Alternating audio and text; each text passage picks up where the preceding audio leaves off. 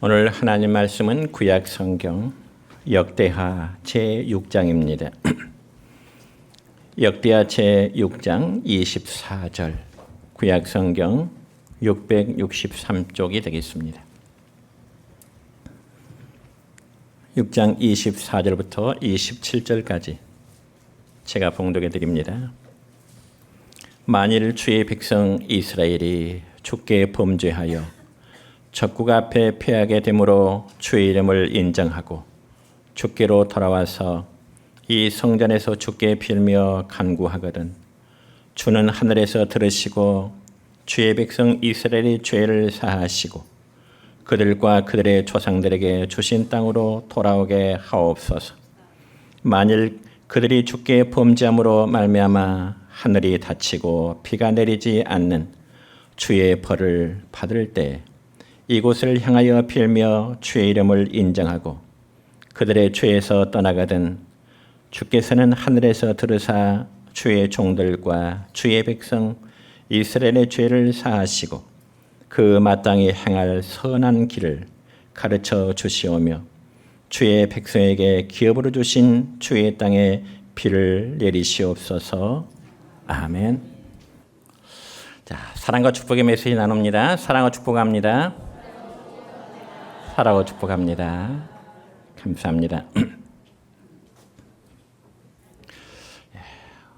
오늘은 구약 성경 역대하 6장 24절부터 27절에 있는 말씀을 중심해서 민족이 사는 길이라는 제목으로 오늘 말씀을 선포하고자 합니다.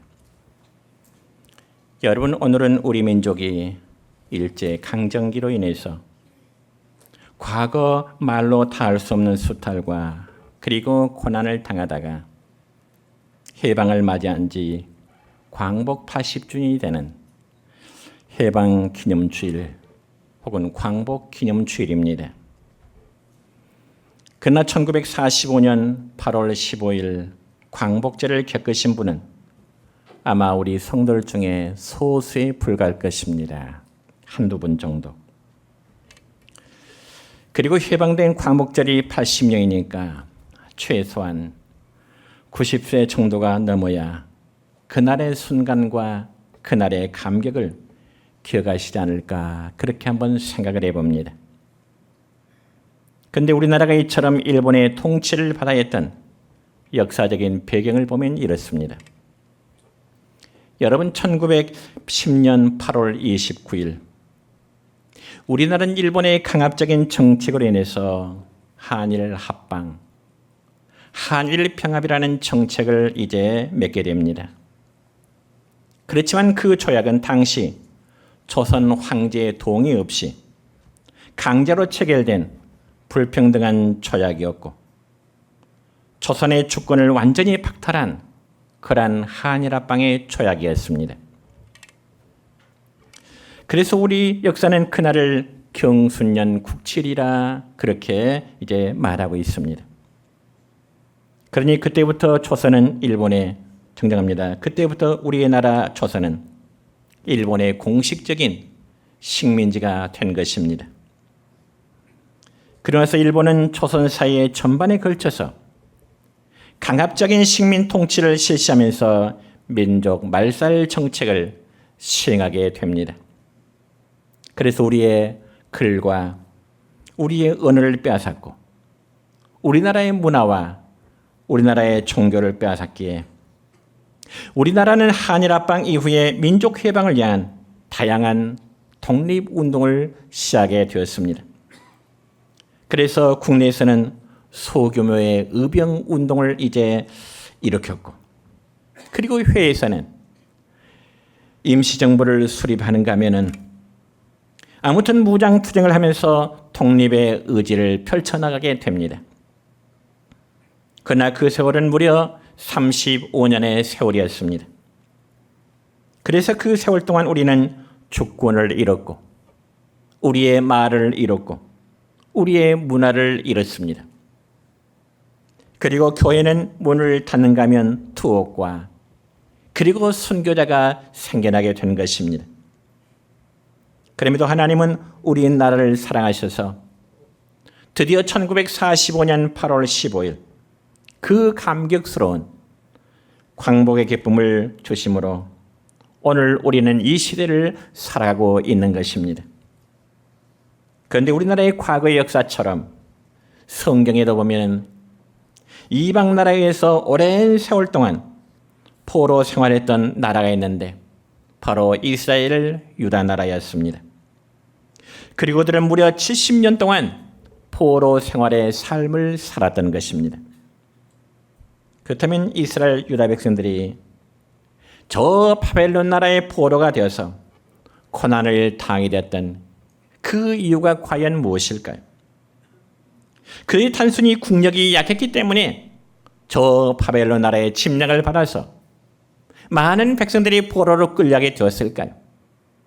그렇지 않습니다. 그 이유에 대해서 성경은 말씀하기를 그들이 하나님을 멀리하고 죄에 빠져 회개하지 않았기 때문에 그들이 비록 하나님의 섬이랄지라도 이방 나라에 끌려가서 70년의 포로 생활을 해야만 했던 것입니다. 여러분의 죄는 개인이나 국가나 우리의 사회를 올가매어서 자유를 잃게 하고 고통을 주게 하는 것입니다.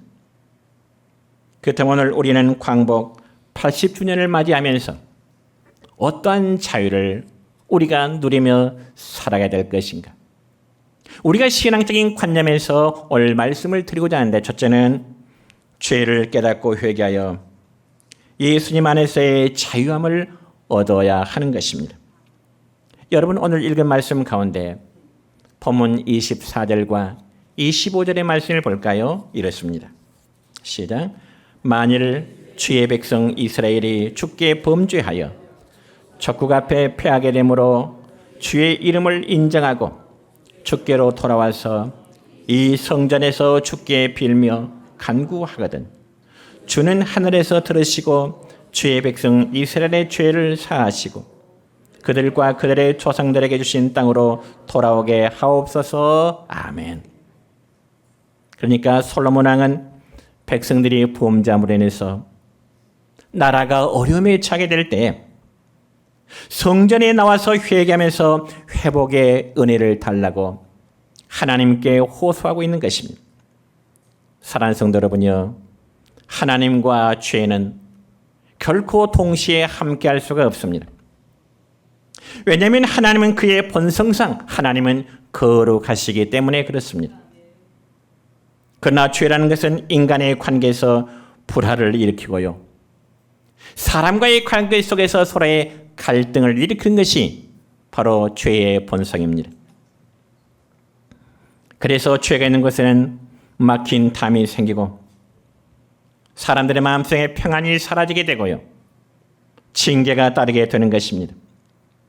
그러면 사랑하는 성도 여러분이요, 죄인의 모습으로는 절대로 거룩하신 하나님과 함께 교제를 나눌 수가 없습니다. 그럼에도 많은 사람들은 자신이 흉악한 죄인이면서도 자신이 죄인 줄 깨닫지를 못하며 살아가는 사람들이 너무나도 많다는 사실입니다. 그러니 복음의 말씀을 듣고도 자신이 죄인 줄 깨닫지를 못하는 사람은 그 마음속에 회개할 수도 없는 것입니다. 그렇지만 죄인일지라도 그에게 하나님의 은혜가 임하면 그때부터는 자신의 죄가 보이게 되는 것입니다. 그래서 믿음의 사람은 자신의 죄를 깨닫고 회개가 일어나 죄의 사함을 받게 되는 것입니다. 그게 바로 은혜 받은 자의 모습임을 믿으시기를 바랍니다. 여러분 신약성경 사도행전 2장 37절과 38절의 말씀을 보면 이런 말씀이 기록됩니다. 시작. 그들이 이 말을 듣고 마음에 찔려 베드로와 다른 사도들에게 물어 이르되 형제들아 우리가 어찌할꼬 하거늘 베드로가 이르되 너희가 회개하여 각각 예수 그리스도의 이름으로 세례를 받고 죄의 사함을 받으라. 아멘. 그렇습니다. 오순절날 베드로의 설교를 듣던 무리들은 자신의 죄를 깨닫고 그리고 가슴을 치며 형제들아 우리가 어찌하면 좋을까나 어찌할꼬 우리가 어찌하면 좋겠는가 한마디로 회개의 역사가 일어나게 된 것입니다. 그러므로 하나님은 회개하며 용서를 구하는 개인이나 국가에게 하나님은 사랑으로 용서하시고 함께 하시며 회복하시는 역사가 있음을 여러분 믿으시길 바랍니다. 그리고 하나님은 우리의 죄의 사함을 위해서 독생자 예수를 희생하면서까지 우리에게 죄의 용서함 받을 수 있는 길을 열어 놓으셨습니다. 그러니 예수님의 십자가의 보혈은 우리의 더럽고 우리의 추한 죄를 씻어 정결하게 하는 능력이 있음을 여러분 믿으시길 바랍니다. 그래서 주님의 십자가 보혈로 죄의 사함을 받을 때 우리는 하나님 앞에 의롭다 인정함을 받게 되는 것이고 우리는 담대히 하나님 앞에 나가서 그분과 영적인 교제를 할 수가 있게 되는 것입니다. 그러면서 그 결과 하나님의 사랑을 받게 되는 것이요 우리의 마음속에 하나님의 참 평안을 우리에게 줄 줄 믿습니다. 또한 죄 중에서 참 자유를 얻게 되며 하나님의 의의 도구로 쓰임받는 우리 모든 존재가 되게 될 것입니다. 여러분, 1865년까지 미국의 남부 지역에 살고 있는 흑인들은 대부분 이제 노예가 많았습니다. 그리고 그들은 주로 미국의 남부 지방에서 목화 농장에서 일하는 노예가 많았습니다. 그러니 그들은 부모가 노예면 태어나는 아이 역시 노예의 신분이었고 그들은 대부분 저 아프리카 대륙에서 잡혀온 이제 노예들이 많았습니다. 그래서 노예들은 새벽부터 저녁까지 노동을 해야만 했고요. 심지어 달이 밝은 밤에는 밤 자정까지 그들의 노동이 계속 이어졌습니다. 그러나 그들의 음식은 소금에 절인 고기 한 조각과 소량의 옥수수가 전부였습니다. 그럼에도 노예들은 자기의 주인에게 고분고분 순종하지 않으면 아주 가혹한 매질을 당해야만 했습니다. 그리고 그들을 소유한 농장 주인들은 노예들을 마치 짐승처럼 가축처럼 노예 시장이라 내다 팔기도 하고 사기도 하는 노예 시장이 생기게 된 것입니다. 그래서 노예들은 혹시 탈출하다가 잡히면 중벌을 받는다든지 혹은 죽임을 당하기도 했던 것입니다. 사랑하는 성도 여러분, 이처럼 자유가 없는 노예의 삶은 마치 하루의 시간이 천년의 세월과도 같았을 것입니다. 그런데 그런 노예들을 해방시켜준 사람이 있으니 미국의 제16대 대통령이었던 에이브러햄 링컨이라는 사람입니다. 너무나 잘 아실 것입니다. 그래서 원래 북군의 링컨은 노예 해방을 위해서 남군과 전쟁을 해야 했는데 그 미국의 남쪽과 북군의 전쟁은 거의 약 4년 동안의 전쟁을 치른 결과 북군의 승리로 끝을 맺게 되었습니다. 그 결과 남부지방에서 일하던 노예들에게는 자유와 해방의 기쁨을 얻게 된 거죠. 그런데 링컨 대통령이 이처럼 남부지방의 많은 노예들을 해방시킨 것은 죄와 죽음의 노예인 자기 자신을 대속의 은혜로 해방시키신 예수님의 마음을 이 에이브러햄 링컨이 가졌기 때문에 그렇습니다. 그러므로 그리스도의 은혜로 죄와 사망에서 해방된 치료자는 하나님의 의의 도구가 되어서 죄와 마귀에 노예된 자들을 복음으로 자유케 하심을 믿으시기 바랍니다. 그렇다면 이 시대를 살아가는 우리도 주님의 은혜로 내 죄를 깨달아 회개함으로 죄의 사함을 받아 의의 도구로 정말 쓰임받을 수 있는 하나님의 참 성도가 되시기를 우리 주님의 이름으로 축원합니다.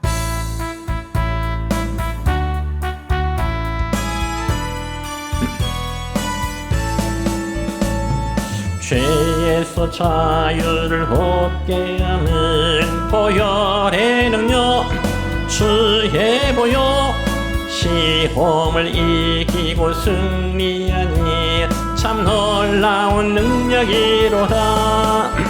주의 보혈 능력이 있도다. 주의 피 믿어 주의 보혈 그 어린 양의 매우 귀중한 피로다.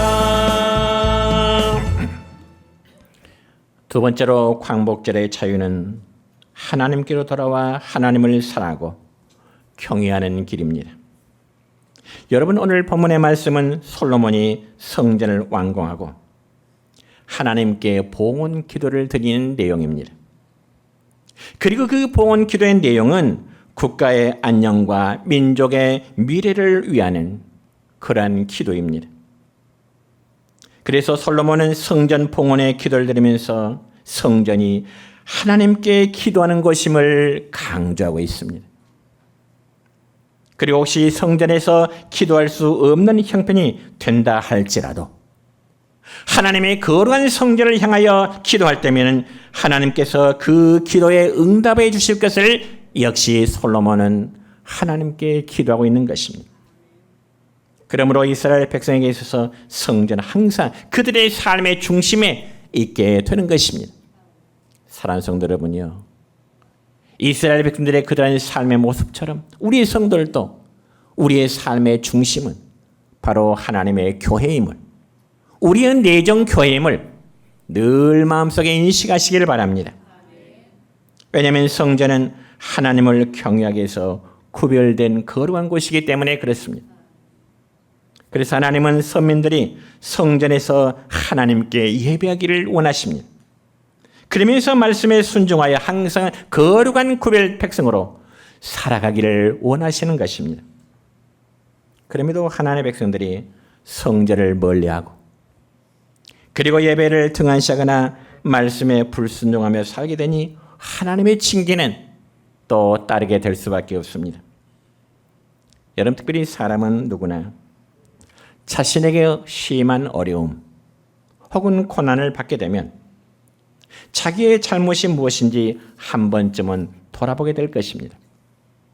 그와 마찬가지로 선민 이스라엘 민족도 고난 중에서 자신들이 하나님의 말씀을 어기고 하나님께 바르게 예배를 드리지 못한 것을 깨닫고 회개하며 하나님께로 돌아오는 자들이 있었습니다. 그래서 사랑의 하나님은 백성들이 고난을 당하고 있을 때 더 빨리 자기에게 돌아오기를 촉구하고 계십니다. 왜냐하면 여러분, 옛날이나 지금이나 그 길이 바로 내가 사는 길이고 죄를 회개하고 돌아오는 것이 나만 사는 것이 아니라 내 주변, 내 가정, 내 민족이 살 수 있는 길이 되기 때문에 그렇습니다. 여러분, 신약성경 사도행전 2장 38절의 말씀 보면 이런 말씀이 있습니다. 시작. 각각 예수 그리스도의 이름으로 세례를 받고 아멘. 그런데 이 세례라는 교훈 속에는 예수 그리스도를 나의 구주로 믿어야 된다는 뜻이 함축되어 있습니다. 왜냐하면 세례는 예수를 믿는 믿음의 고백 없이는 아무런 의미가 없기 때문에 그렇습니다. 그리고 세례는 오직 믿음으로 주님과 연합함을 의미하게 되는 것입니다.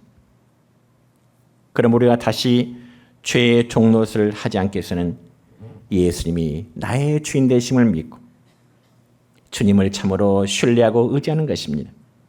그리고 내가 예수와 함께 죽었고 내가 예수의 그리스도의 살아내심과 함께 나도 다시 영적으로 살았다는 사실을 또 믿음으로 고백하는 것입니다.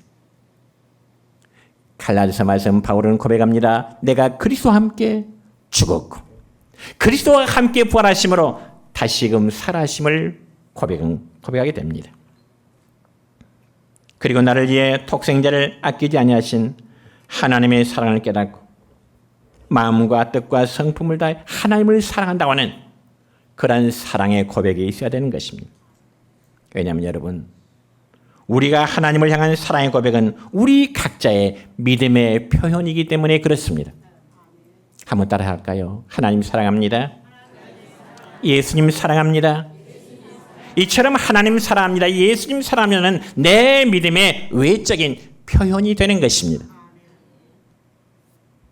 여러분, 그래서 부활하신 예수님이 베드로에게 나타나서 말씀하시기를 요한의 아들 시몬아, 너 나 사랑하니?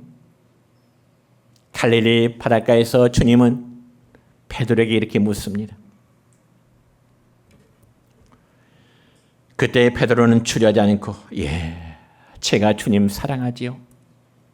제가 주님 사랑하는 것 주님이 잘 아시지 않습니까? 그러자 주님은 베드로에게 말씀하십니다. 그러면 이제부터 내 양을 먹이라. 목양의 사명을 주님은 베드로에게 맡기십니다. 바라기는 여러분에게도 하나님을 사랑하고 예수님을 사랑하는 입술의 고백이 들어지기를 바랍니다. 그러므로 나의 죄 사함과 구원을 위해서 생명까지 생하신 예수님을 사랑하고 항상 말씀을 마음에 세우고 순종하는 또 그런 삶이 여러분의 삶이 되시길 바랍니다. 그런데 어떤 사람은 징계의 고통을 당하면서도 죄를 깨닫지 못하고 회개하기는커녕 오히려 하나님을 원망하고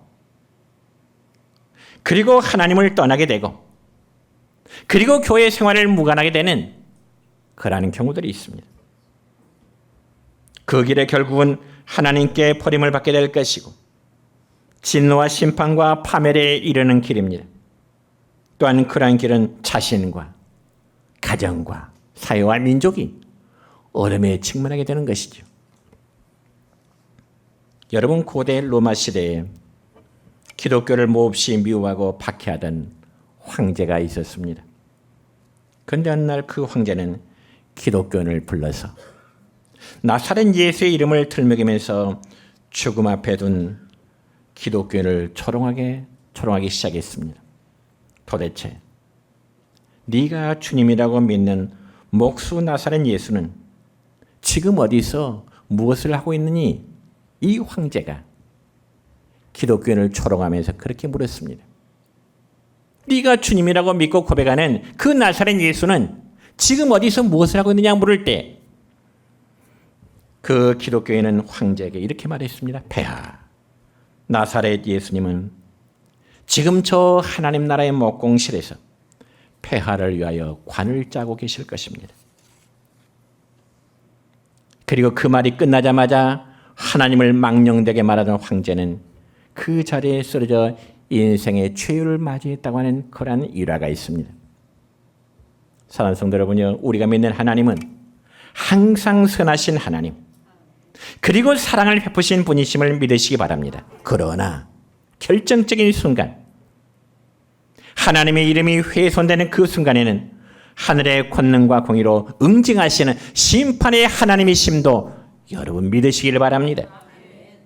그럼 우리는 나와 민족이 살기 위해서는 하나님을 사랑하고 경외하는 백성이 되시기를 축원합니다. 세 번째로 우리 성도들이 성령의 도심으로 이제는 변화된 삶으로 살아가야 됩니다. 우리가 예수 믿는 성도라면, 교회에 출석하는 성도라면 왔다 갔다 하는 출석 교인이 아니라 변화된 성도, 참 예수의 지단의 삶의 모습으로 변화된 삶이 되어야 된다는 것이죠. 여러분, 진정한 회개는 삶의 변화로 이어지게 됩니다. 오늘날 많은 그리스도인들이 잘못된 자신의 행위에 대해서 후회를 하면서 때로는 회개를 하기도 합니다. 후회하면서 그것이 마치 회개인 양 착각을 하게 된다는 거죠. 그렇다면 여러분, 후회와 회개란 어떤 차이가 있을까? 먼저 후회란 자기 사랑의 한 형태라고 말할 수 있습니다. 즉 자신의 정한 표준에 도달하지 못한 자신에 대한 어떤 실망감의 표현입니다. 왜 그랬을까? 자신의 무능함, 자신의 무지함, 자신에서 실망한 그런 표현이라는 거죠. 그러다 보니 심지어 하나님께서 이제 용서하실지라도 자신이 자신을 용서하지 못하는 그런 경우가 있습니다. 그러면서 하나님 앞에서 자신을 비난하고 자신에게 스스로 벌을 가하려고 한다는 거죠. 그러나 그러한 후회의 감정은 결코 행동의 변화를 주지 못합니다. 감정의 소모일 뿐입니다. 그런 반면에 여러분, 진정한 회개는 자신에 대한 실망감으로 하는 것이 아니라 성령님의 은혜로, 하나님의 크신 사랑과 은혜 앞에 자신이 얼마나 커다란 죄인임을 깨달아 삶의 방향을 돌이키는 것이 진정한 회개임을 믿으시길 바랍니다. 하나님 앞에 자신이 엄청난 죄인이고 이제는 그 죄된 삶에서 돌이키는 것, 자신의 삶의 방향을 돌이키는 것. 그래서 참된 회개는 죄의 비참함 속에서 자신을 개혁하고자 하는 그러한 또 의지를 갖게 되는 것입니다. 왜냐하면 회개는 하나님의 뜻을 따르고 싶은 새로운 마음이 창조되는 기도이기 때문에 그렇습니다. 그러므로 여러분, 회개와 거듭남의 경험은 반드시 하나님으로부터 오는 선물임을 믿으시기 바랍니다. 내가 회개하는 것도요. 우리 삶의 경험, 거듭남의 경험도 하나님이 내게 주신 믿음의 큰 사랑의 선물이라는 것입니다. 그러면서 회개한 자의 마음 가운데 정한 마음이 창조되고 또 정직한 심령으로 변화될 것입니다. 우리가 성경 볼까요? 사도행전 2장 38절로 39절의 말씀입니다. 시작. 베드로가 이르되 너희가 회개하여 각각 예수 그리스도 이름으로 세례를 받고 죄 사함을 받으라.